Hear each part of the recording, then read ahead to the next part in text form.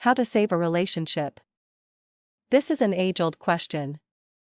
How do I get my relationship with my girlfriend, boyfriend, spouse, or lover back on track? Unfortunately, this can be a very difficult task for many of us. I myself was married the first time for 7 years, had 2 young children, both girls, then my marriage fell apart. I was 30 years old, my wife was talking divorce, and I had no idea why. I was distraught, lost 20 pounds overnight, it seemed like. It mattered not what I said, how sorry I was for anything I had done, nothing seemed to work. We separated, and I moved in with my dad for a while and tried almost daily to get my wife to talk to me. I missed work because I felt so bad inside, I was literally sick. I felt like I was dying, and there was nothing I could do. So, to make a long story short, we divorced. It took a while to get over it, but I did. It's certainly not anything I would want to go through again now, this was over 15 years ago. I wound up remarrying not long after the divorce, and strangely enough, about 5 years into this marriage, the problems started again. Fortunately, this time I was able to save the relationship, not because of my experience in the past, but because I learned how. If I had known and learned the things that I am going to share here, I would have been able to save my first marriage. So, now I'm sure you are saying, okay, show me the money. How do I save my relationship? First, let's understand that every relationship is different, but there are a lot of commonalities you will see over and over again in most relationships. Okay, so here's what I learned that helped me save my second marriage. Don't panic, boy, did I blow this one the first time around. When it became obvious that my wife was not happy and was seriously contemplating leaving me, I panicked. I went nuts trying to get her to tell me what was wrong, fix things, apologizing, etc. All of this just made it that much worse. The reason is that it just confirms the other person's feelings that they need to leave the relationship because a person in panic mode can get very irrational. So first off, do not panic, stay calm and keep your head. And never get plastered and call your ex trying to make up, definitely not a good idea. You will regret it the next day, I assure you. People in panic mode also tend to stalk their lover, which again just confirms that they are doing the right thing by leaving the relationship. Don't panic, understand why. When you keep your head and your wits about you, it makes much easier to look at the reasons why your partner might be wanting to leave. Men and women leave relationships for different reasons. We need to understand this. Consider the following: does your partner feel appreciated? Does your partner feel as though she/he is needed? How often do you tell your partner how much you love him, her? Do you blame each other for things? Are there money problems?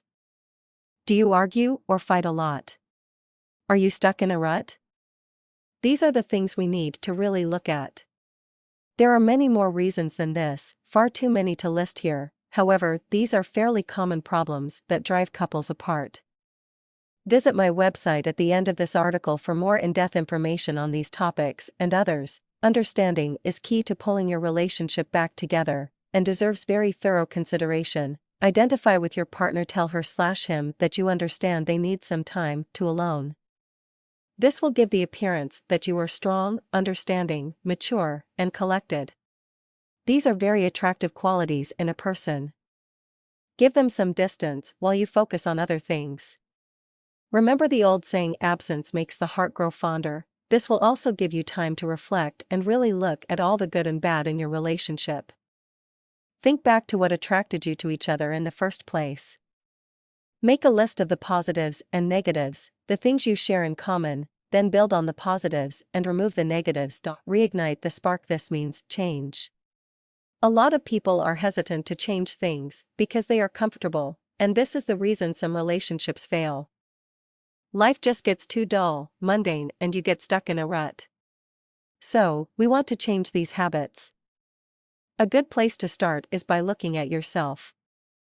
Are you taking good care of yourself? Are you clean-shaven or dressed nice? If you don't have an exercise program, start one. These are positive changes that bring about positive emotions for both of you. If you don't eat healthy foods, start eating healthy. Be confident in yourself. Confidence gives the appearance of strength and understanding as well. These are just a few things you can change. Embrace change as a positive thing. This has benefits for not only your relationship, but your professional life as well. The world around us is constantly changing. Technology, people, jobs, economy, and on, things are changing all around us. We must change also, we must grow, mature, and have a better understanding of all things. Getting back together once you start seeing each other again, or you get the lines of communication open again, keep the momentum going. If you are seeing each other again, be romantic, be careful not to get back into a rut, and remember how important it is to keep your relationship fresh and new with your partner. Let she know they are at the top of your list. Make dates, but be careful not to be overbearing by avoiding subjects or environments that would induce stress, like a company party, or long movie, etc. Focus on having fun.as always, be honest with your lover and yourself. Being honest, open, and truthful is always better than hiding the truth about anything. Now, I also picked up some other techniques that helped me get things back on track as well, but they are too lengthy to discuss here. Visit my website below for more information on the following: the fast forward technique, the clean slate method, what to do about infidelity, the instant reconnect technique, and much more. A word of caution: if you feel as though you are slipping into depression, feel very desperate, or have suicidal thoughts, you should seek the advice of a professional. The same goes for substance abuse.